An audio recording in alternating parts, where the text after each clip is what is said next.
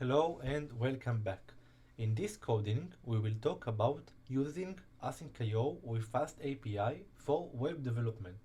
So, after exploring the real-world project with AsyncIO, this coding example illustrates the integrating AsyncIO with FastAPI, a modern web framework for building APIs with Python 3.6 above, based on standard Python type ints. This integration showcases how to develop an asynchronized REST API that can handle HTTP requests concurrently. So, first of all, you need to install FastAPI and UVcorn. So you need to pip install UVcorn and FastAPI. I already have FastAPI and UVcorn. So I will import UVcorn and from FastAPI, import FastAPI. In addition, we need to import AsyncIO. Cool. Now, let's create our instance of FastAPI. So app will be equal to FastAPI. And now let's create our first route. So async def read route will return hello with the value of word. And we need to add the route. How we add the route in FastAPI? We need to do app.get, because we talk about get. If we want to do post, we can do post. But we do only get in this lecture. And the basic route is slash. That's all. Now let's create our second route. Sorry, our second route. Our second route will be async def read item, and we will transfer the item ID. It will be int. Our route will be app.get, and we transfer slash items slash item ID. That's all. Now what we want to do is to simulate an IO bound operation, like fetching data from a database. So let's sleep for 1 second. After that, let's return item ID.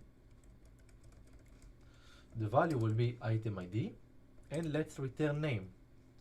The name will be item and item ID. That's all. Now we need to run our main, so we need to use UVcorn. UVcorn.run. We need to transfer the app. We need to transfer our host. Our host will be 127.0.0.1, and let's do port 8000. That's all. Now let's run our main. Okay, as you can see, we have logs that the server process started and the application started completed, and UVcorn running on this information. Now we can check this port using Postman, but as I already explained you in the presentation last section, FastAPI come with Swagger. So what we need to do is to copy this URL, open Chrome. I will divide our screen to half and put the Chrome URL. After that, we need to add slash and docs. This will open our Swagger for FastAPI. As you can see, we have here requests. So let's check our first request, the read route. Let's click the read route and try it out and click execute. As you can see, the response body, I will increase the size, the response body is hello world, and we have this request on this log. Now look on this part. I will click it again. Click, click, click, and we have all this information.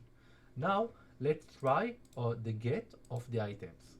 I will want to try to transfer a letter, but I get an error. Please correct the following validation error and try again. Value must be an integer. That's because we select int in the read item function.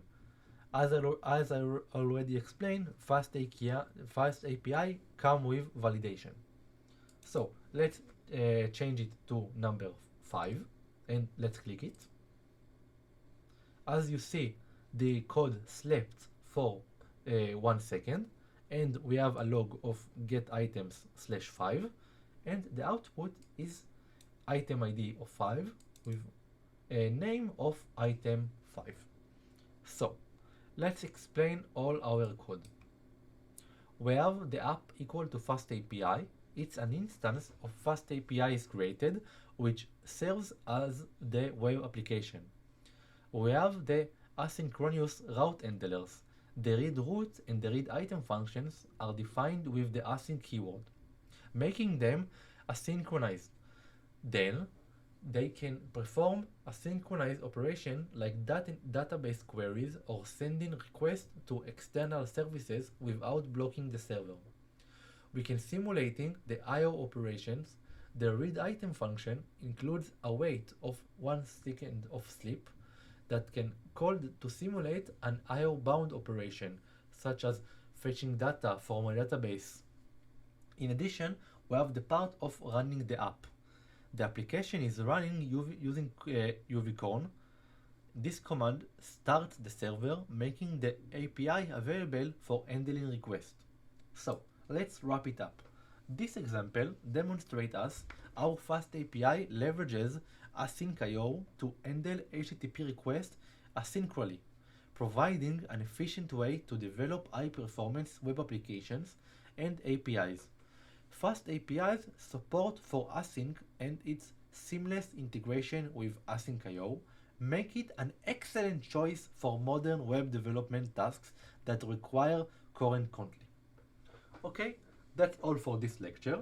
I will see you at the next one. Bye bye.